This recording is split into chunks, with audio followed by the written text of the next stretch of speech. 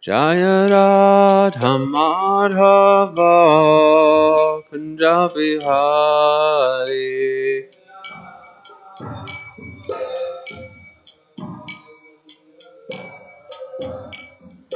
Gopi Jana Vallabha Girivardhari.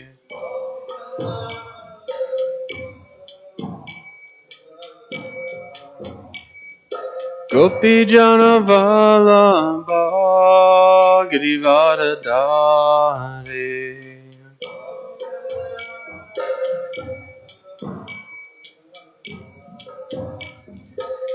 Yashoda Nandana Braja Jana Ranjana. Yashoda Nandana Braja Jana Ranjana. Yamunatira Vanachari. Yamunatira Vanachari. Jaya Radha Madhava Kunja Bihari.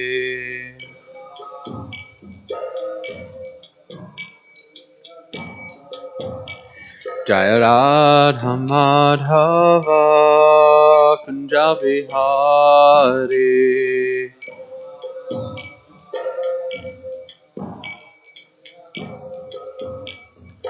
Gopi Jana Vallabha Girivardhari.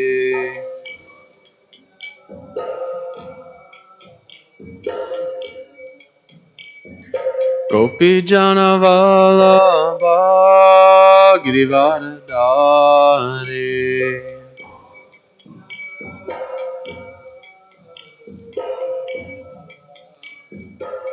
Yashoda Nandana Braja Jana Ranjana. Yashoda Nandana Braja Jana Ranjana. Yamunatira Vanachari.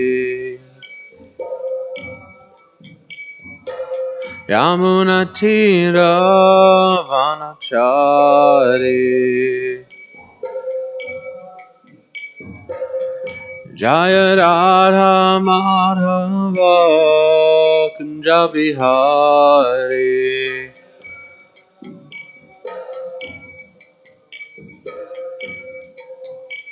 Jaya Radha Madhava Kunja Bihari.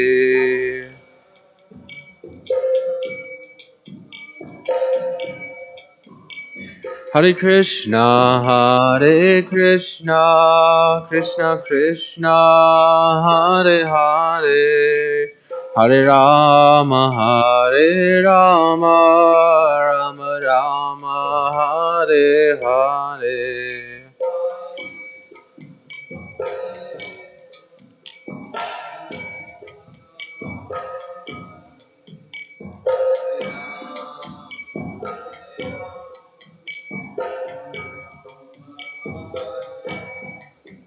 Hare Krishna, Hare Krishna, Krishna Krishna, Hare Hare, Hare Rama, Hare Rama, Rama Rama, Hare Hare.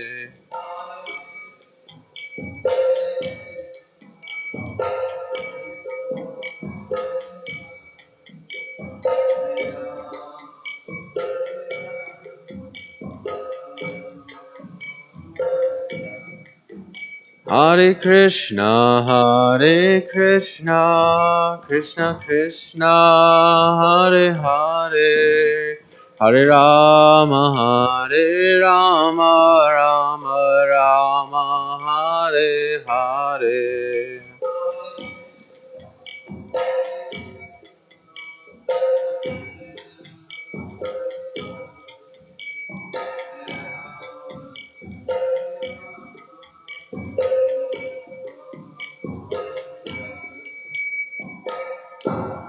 Jai Om Vishnupad Paramahamsa Paribrahacharya Astottara Shata Sri Srimad His Divine Grace A.C. Bhaktivedanta Swami Srila Prabhupada Ki Jai Grantaraj Srimad Bhagavatam Ki Jai Samveda Bhakta Vrinda Ki Jai Om Namo Bhagavate Vasudevaya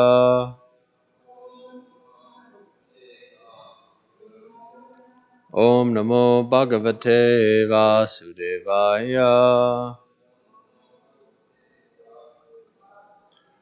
Om Namo Bhagavate Vasudevaya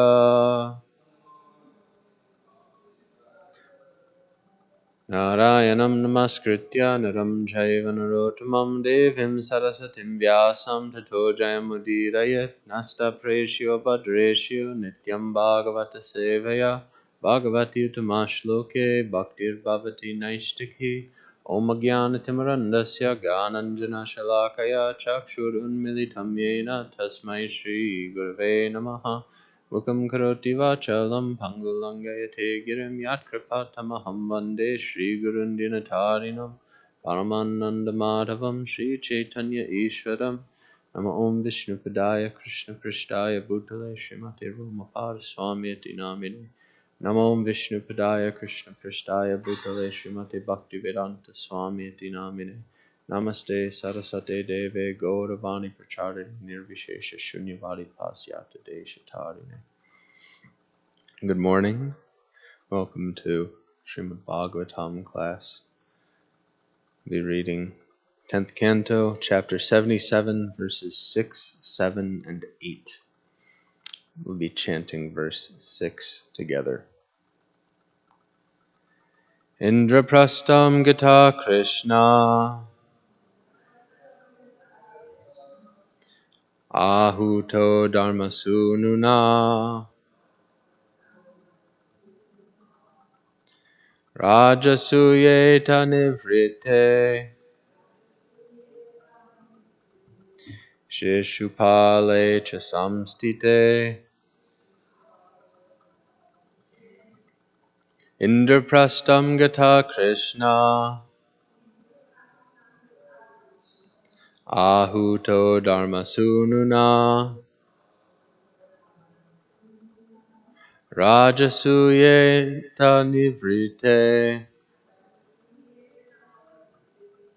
Shishupale Chasamstite Indraprastham Gata Krishna Ahuto Dharmasununa Rajasuye Tanivrite Shishupale Chasamstite. Please chant.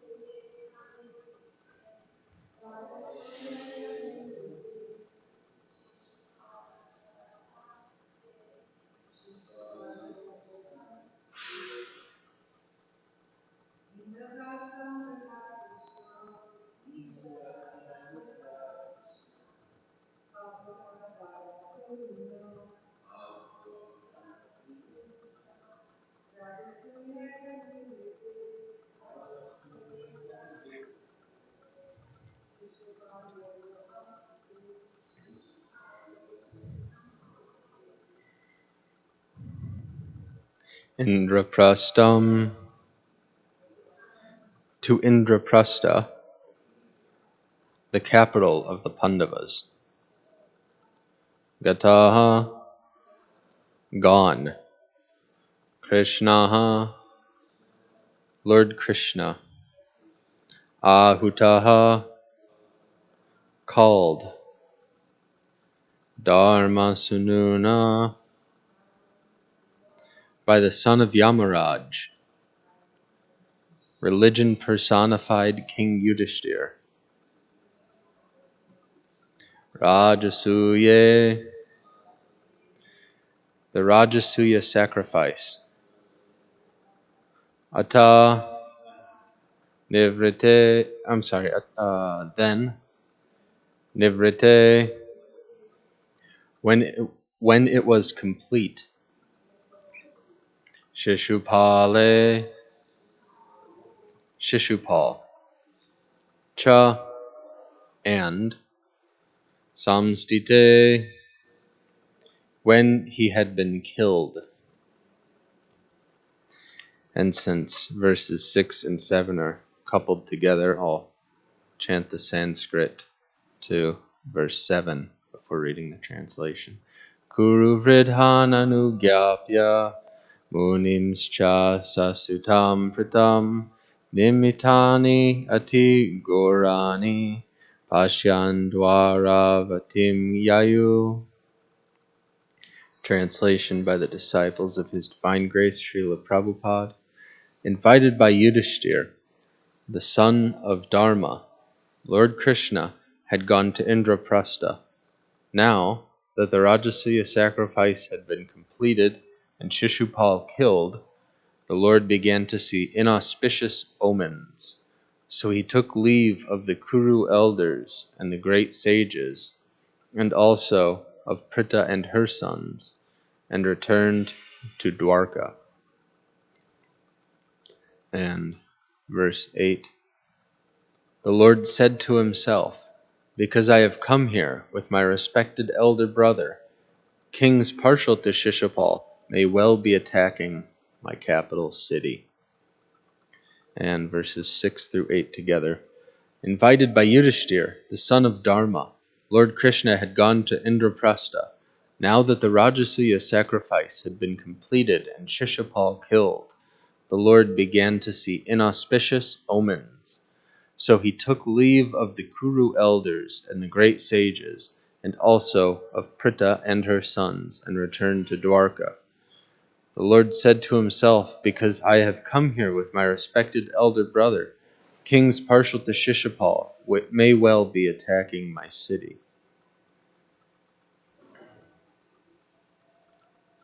So, it's interesting to note that Sridhar Swami and Vishwanath Chakravarti Thakur both agree in their commentaries that what's being expressed in these 3 verses isn't the actual opinion of Srila Shukadev Goswami. So I was trying to figure out, okay, if this isn't the opinion of Shukadev Goswami, then what is the opinion of Shukadev Goswami, and why is he saying something that's not his opinion? So I read a little bit further ahead in some of these commentaries, and it seems that Jiva Goswami agrees with Shukadev Goswami, and the idea is that Krishna is not necessarily thinking to himself in this way. The idea starts in this verse, but the disagreement becomes a little bit more prominent in the chapter. And I'll try not to spoil what comes next. But it's expressed that Krishna more or less becomes bewildered. So Shukadev Goswami isn't necessarily in agreement that Krishna has actually become bewildered. And Jiva Goswami lays this out in a very elaborate purport later in the chapter.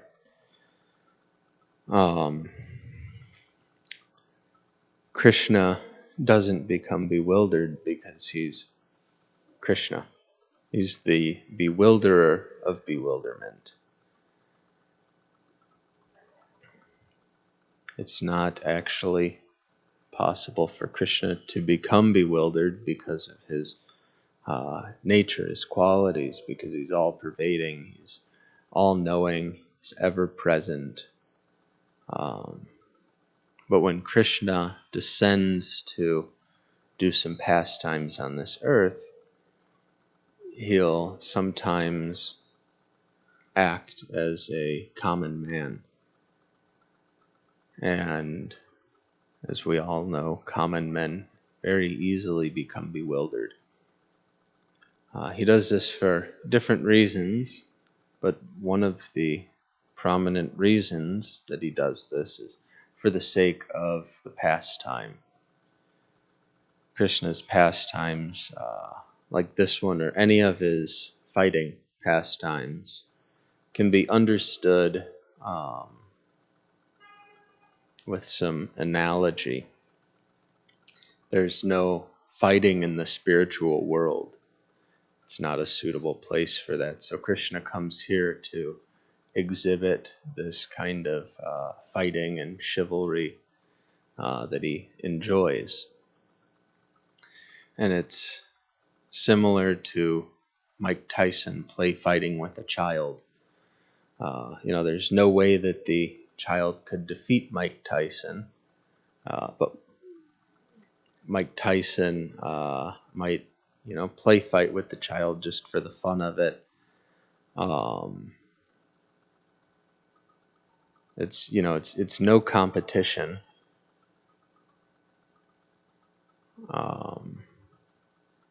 It's almost like for Mike, it's like a gentle back and forth. He'll be laughing. The kid might, seriously be swinging on him, but it's Mike Tyson. So in a similar way, Krishna acts on sometimes at the level of a normal human, and even when he does that, it's quite wonderful. He'll act, as if he's struggling or, as if he's challenged by whoever he's fighting with. And sometimes, at least in the pastimes of Vrindavan, he might actually allow the person he's fighting with to win. But it's actually no contest. It's according to Krishna's will that he might allow one of his friends to defeat him. And it's according to Krishna's will that these people are choosing to fight with him so that he can enjoy that.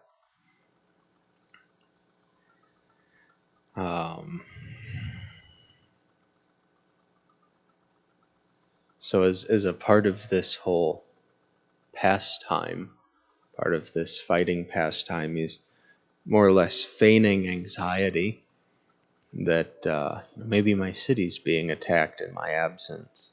He already knows what's going on, but for his own enjoyment, he goes along with it. And Shukadeva Goswami, being the expert storyteller that he is, isn't letting the truth get in the way of good storytelling. When we're dealing with fundamental reality, like Krishna's qualities, it can be easy to just go with the facts. Krishna is all-knowing, so he knows what's going on everywhere, all of the time. But Shukadeva doesn't, like I said, let that get in the way of telling the story.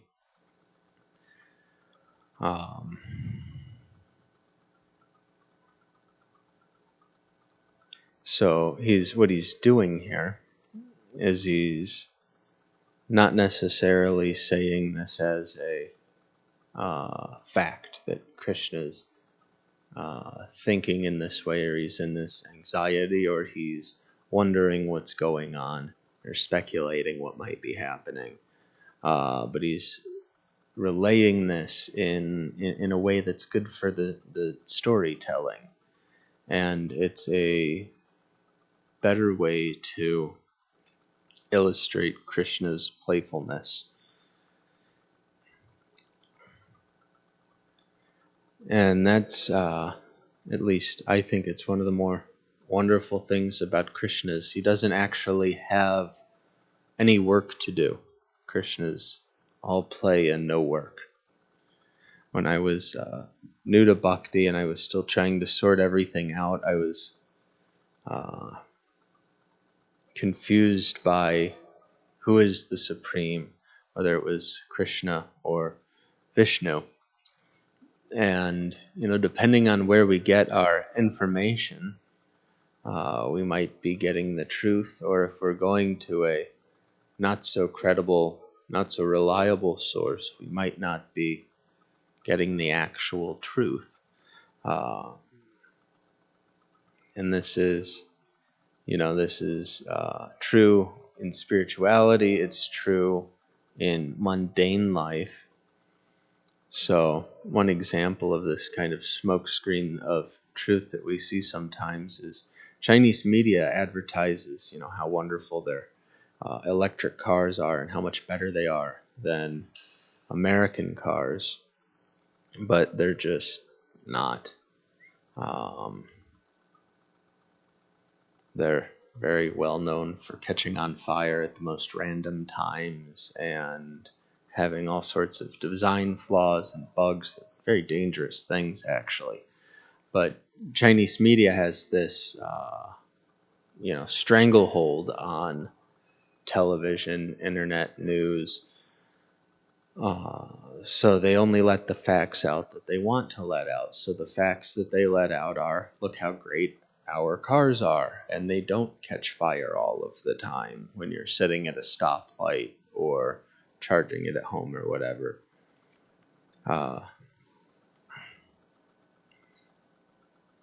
And in the same way, if we're getting our spiritual information from the wrong place, that can be misused in so many ways.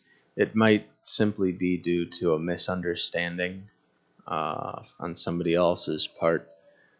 Somebody might not actually know who is supreme, who is God, or it might be for some more nefarious reasons. The past 60 years, 80 years in the United States have been plagued with different cults relying on isolating people from the truth so that they can create this kind of alternate reality for their own selfish purposes, whatever that may be. So wherever we're getting our information from, we need to make sure that it's a good place to get information from. So wherever I was getting my information from previous to discovering Srila Prabhupada's books wasn't necessarily accurate, and it left me with some confusion. So when we see Lord Vishnu pictured, we see that he's always pictured with 4 items. The conch, lotus, disc, and mace. And one way that we can understand this is that Vishnu has a job to do. He's got these weapons in his hand. He's got these tools in his hand. They serve different purposes. Now, Krishna, on the other hand, is practically always pictured with a flute. And that's because Krishna is all play and no work.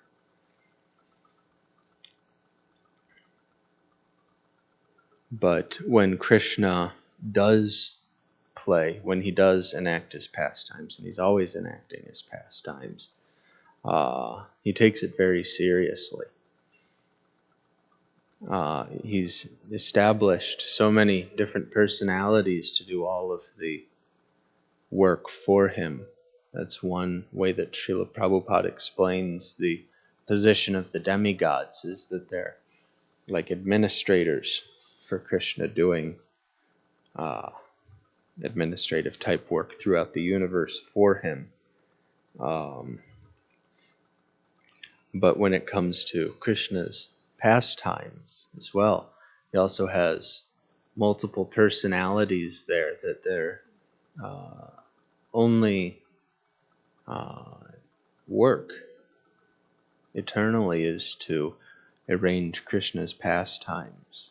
Like Vrinda Devi, for example. Her whole occupation is making nice arrangements for Krishna's enjoyment.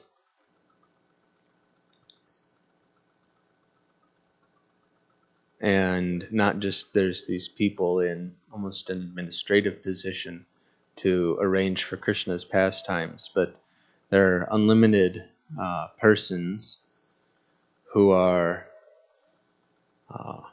solely dedicated to increasing the sweetness and increasing the pleasure of Krishna's pastimes. And actually that's in one way what we're trying to learn how to do here, or trying to remember how to do, because that is our original position in one form of relation or another, is to always be serving Krishna for Krishna's pleasure. So, in connection to that idea, there's two words that are used in the 8th verse. Arya Mishra. I didn't chant the Sanskrit, but the second line starts with Arya Mishra, which means Arya is the elder brother of Krishna, and Mishra is who is a distinguished personality. So this is in reference to Lord Balaram. Balaram is Krishna's older brother. He's a very distinguished personality. And he is also Adi Guru, the original Guru. So it's by Balaram's mercy that we're taught this science of Krishna. And it's by Balaram's mercy as Lord Nityananda that we have this Krishna consciousness movement to teach us the science of Krishna. So Krishna carries a flute, Vishnu carries 4 items, Balaram carries something as well. Balaram carries a plow, and he uses this plow as well in different ways. So a few chapters ago, we heard how Balaram was using his plow to punish Hastinapur.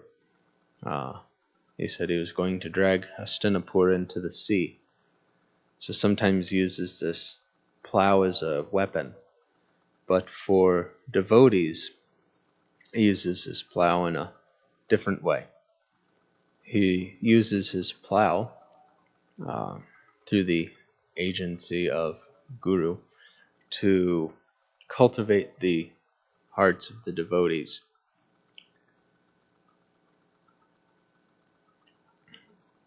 He uses his plow to, make the heart into a fertile ground for growing the Bhakti Lata Bij, the seed of devotional service. This is the job of Guru, to train us, to teach us, to prepare our hearts, and nurture the growing of the bhakti vine within the heart. Due to contact with the material world, our hearts have become very hard. They've become very stone-like. But bhakti is a process of softening one's heart. And that's what it is at the earliest stages, is trying to soften our very hard hearts. Because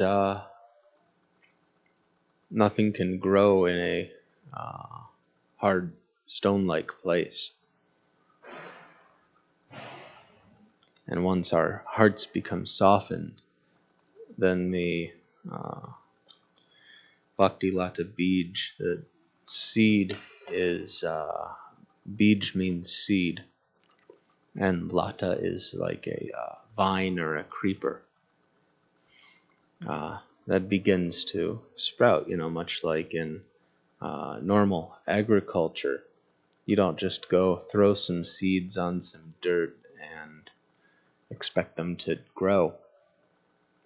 Quite a bit of preparation is required, because naturally bare dirt will become compacted. It'll become very hard in the course of, the rain falling on it and people walking on it and driving on it becomes very hard. So a farmer who's preparing their fields to plant, the first thing they have to do is they have to go and plow.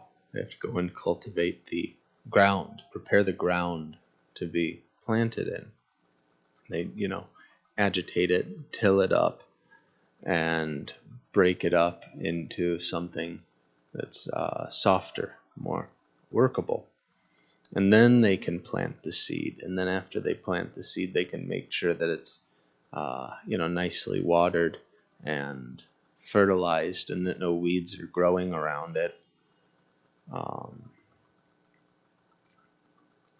It's a process that requires a lot of attention to cultivate a garden, for example. So similarly, the bhakti process is a process that requires lots of attention. It's said that the root of all of the 10 offenses is lack of attentiveness in chanting. And it's also listed as an offense to disobey the order of the spiritual master. It's a selfishness problem. And spiritual life is about selflessness. When we put our desires over the order of the Guru, over the instruction of the Guru, then we're removing ourselves from the process. And by removing ourselves from the bhakti process, we don't make advancement. We don't get the opportunity to properly associate with Krishna through his names. Nam Prabhu is not obliged to come and dance on our tongues if we're behaving in a selfish manner. So we should always be diligent on both of these fronts to remain selfless, to remain attentive, to listen to the order, the direction of the spiritual master. It's like going to the doctor when you have a disease, asking for the cure, going to the pharmacy and getting the required medicine, paying for it, taking it home, and then putting it on the counter and not taking it. It's there. Medicine's there. It's waiting. It's looking at you, expecting to be, swallowed so it can do its job. But if we don't actually do the key operative and take the medicine, then it can't work.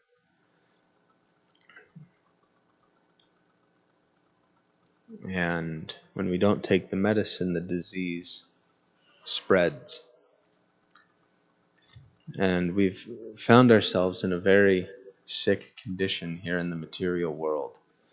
And it's not a common cold that we'll get over in a few days. It's a terminal condition.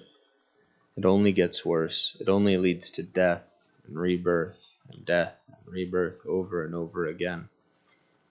So it's an active choice on our part to do one of two things. We can either continue to participate in this diseased state, or we can take the medicine that's been presented to us. It's not necessarily an easy thing to do. The analogy of jaundice is really commonly used. And a symptom of jaundice is that everything is bitter. And in the material world, after some honest analysis, we can also understand that everything in the material world is actually very bitter and unpleasant. And someone who has jaundice, they might try to take some sugar, which is the cure for jaundice. But it's unpalatable because of the jaundice. That's how you know you have jaundice, when sugar is very bitter. But by continually taking the sugar, eventually the jaundice condition is remedied and the sugar begins to taste sweet again. So it's the same thing sometimes when we're trying to practice bhakti. Sometimes doing the devotional thing isn't easy. It's not easy to wake up by 4 a.m. It's not easy to drag yourself to Mangalarti. It's not easy to chant 16 rounds and stay off the cell phone. It's not easy to follow the 4 regulative principles. It's not easy to do a lot of these things, at least at first. But as we practice, as we continue to take the medicine for our diseased condition, those things do become easier to do. So we can also understand this, circling back to the plowing analogy. If somebody has virgin land that's never been used as a farm, it's unusable until it undergoes the cultivation process, and it's not an easy thing to do. Even with modern machinery, it's quite a difficult process to break up the ground and prepare it, condition it in such a way that it can properly grow fruits or vegetables or flowers or whatever it is you're trying to grow. But after some time, after some difficult work of plowing, the ground becomes softer, becomes easier to drag the plow through, it becomes easier to manipulate and plant. And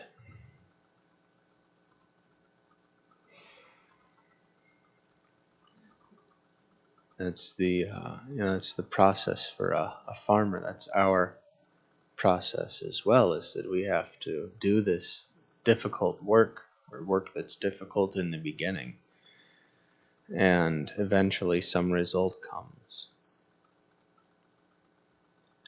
And keeping things in the broader context for ourselves, there's practically no telling how many bodies we've taken here in the material world. And each body is just another layer of conditioning. It's another layer of dust on the heart. And the more conditioned we are, the more work we have to do to uncondition ourselves, to get down to the actual truth of who we are. we end up set in our ways and not wanting change. We get comfortable with the mediocrity of the material world. We come to expect the disappointments. We expect that the enjoyment that we find in the material world is only temporary. We accept that as okay and think, yeah, it's temporary, but it's still enjoyable. But one of the beautiful things about Krishna consciousness is that as we develop a higher taste, we lose the taste for that temporary enjoyment, and we replace it with enjoyment that isn't temporary, enjoyment that doesn't have to end.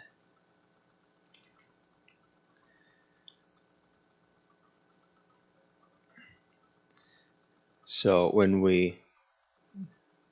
I think the really special thing too is that when we take up the process of devotional service, it's not actually anything new. It feels new because we've forgotten. But this is, the inherent nature of the soul is to always be serving Krishna, always be thinking about Krishna. And it's a reawakening process. It's nothing new. It just feels new because we've forgotten.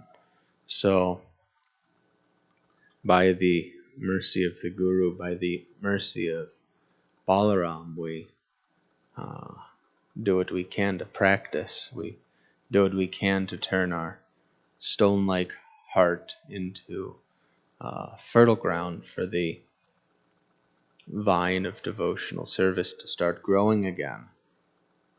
And one of the other ways that we can do this is by sitting in class, by hearing narrations of Krishna's pastimes. It's incredibly popular now to watch movies or television series as a pastime activity. But before the television, in a time when society was more pious, revolved around oral stories. And in a spiritual society, like in Vedic times, the stories that were told were the pastimes of Krishna. And this is our natural tendency, is to always be hearing about Krishna. In the spiritual world, even if Krishna is not necessarily enacting a pastime with some group of people, they'll be telling stories about Krishna, talking about Krishna and what he's doing. So hearing stories is kind of a fundamental thing for humans, because this is our nature from the spiritual world. But because we're in the material world, because we're in Kali Yuga, we don't go to movies about Krishna. We go to movies that are usually based on us trying to be Krishna in one way or another. But as we mature in devotional service, then our focus shifts and we lose interest in those material narrations. Animates this. It's a Janmashtami story. So Srila Prabhupada said that everybody should sit together and hear Krishna book read.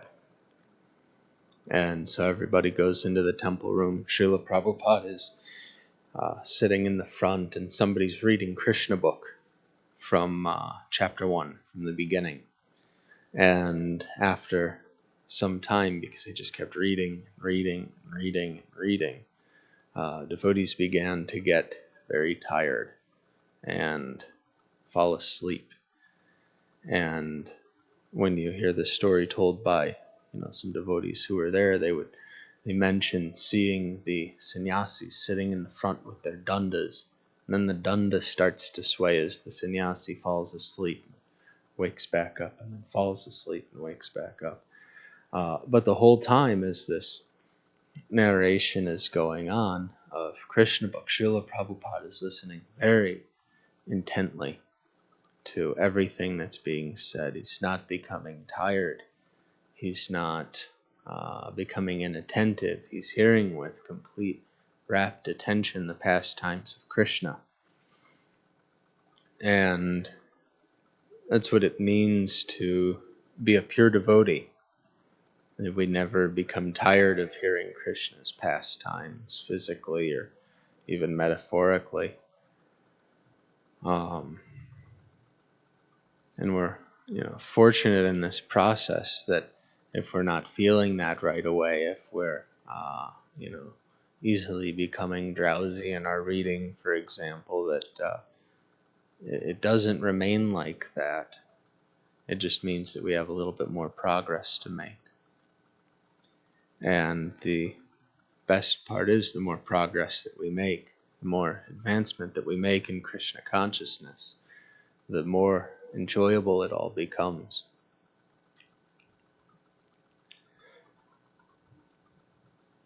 So, with that being said, I thought I had a little bit more, but I don't see any more. So, we have some time for questions or comments.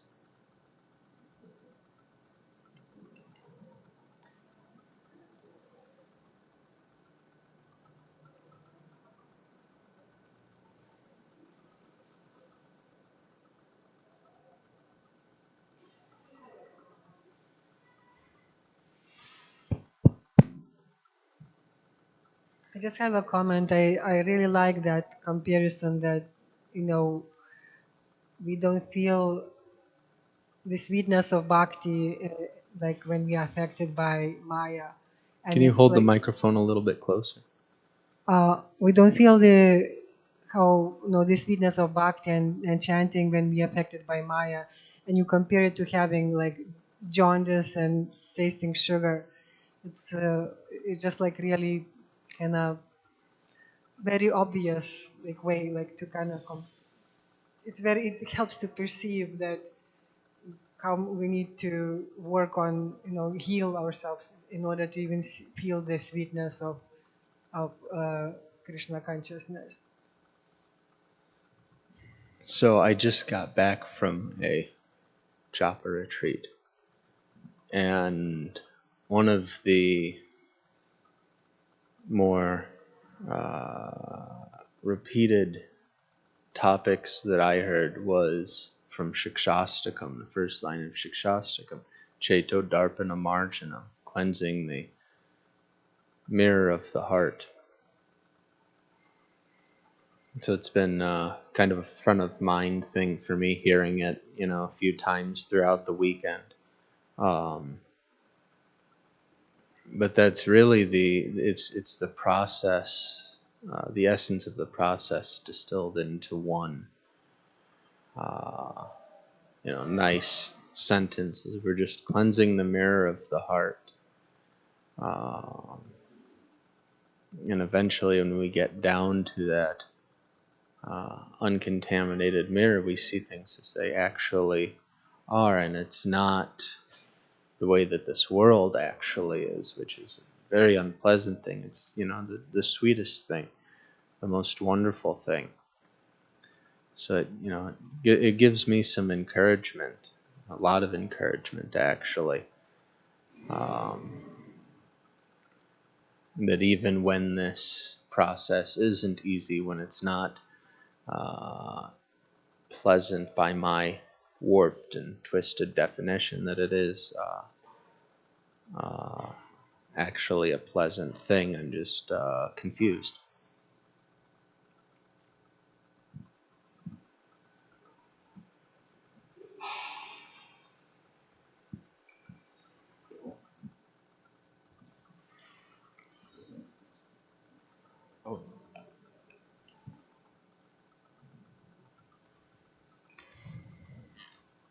Thank you for your class, Prabhuji, and diligence in this process. I just wanted to say thank you, and it's very inspiring to me. After being involved in so many years in Krishna consciousness, it's easy to get kind of take things for granted and kind of sway back towards Maya and sense gratification and everything. It's really inspiring to see someone enthusiastic and going back to the basics, which is so powerful. And I just wanted to say thank you.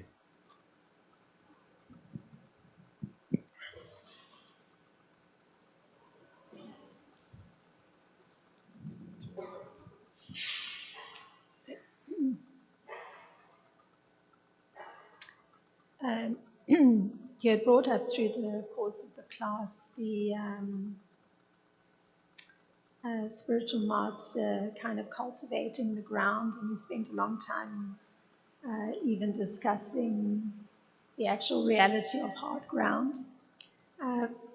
So I was just reflecting on it and thinking that in actual fact there's a participatory process because it requires the hearing on the part of the aspirant spiritualist. And that's participation on the part of the aspirant spiritualist allows for the spiritual master also to give the seed of devotion. So that seed is actually planted within the heart because there was the participation on the part of the aspirant spiritualist. I think I could have drawn the connection a little bit better between all of the analogizing on the hard ground and the offense that is not obeying the orders of the spiritual master, because that connection is there. It's a very important thing that it's not solely the work of the spiritual master, but it's a participatory process. We have to do our part. We have to hear. We have to follow. We have to do so many things. It's not by grace alone that we make advancement, although it is quite a big part of it. We have to do our part, and when we don't do our part, we remove ourselves from the process. That's why every morning when we say the 10 offenses, one of those offenses, as I've mentioned, is the not obeying the orders of the spiritual master. And that's, again, I didn't get right to the point of what I wanted to say, by getting lost in the analogy, but that's the same thing as, going to the doctor and purchasing the medicine and all of that and not taking the medicine.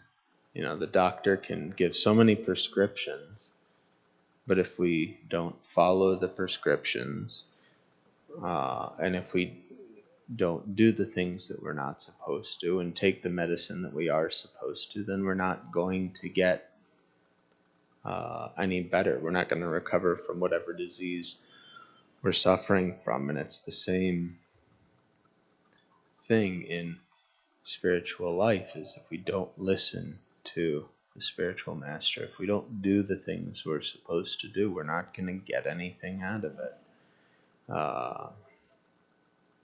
At best, we stagnate, but even then, stagnation is a lot closer to regression, because Maya is always advancing. So if we're standing still, we're not in a fixed place necessarily, because Maya is always advancing. So we have to be doing the work. We have to be, it's a considerable amount of work that we have to do. But it's not necessarily a glib thing either. It's a very joyous thing if we're doing it right, and if we're not getting caught up in, the Gramya Katha and the Prachalpa and the politics and all of those things that make it not such a pleasant thing. But if we are sure to nicely engage in Krishna consciousness, and it's actually a nice thing to be a part of.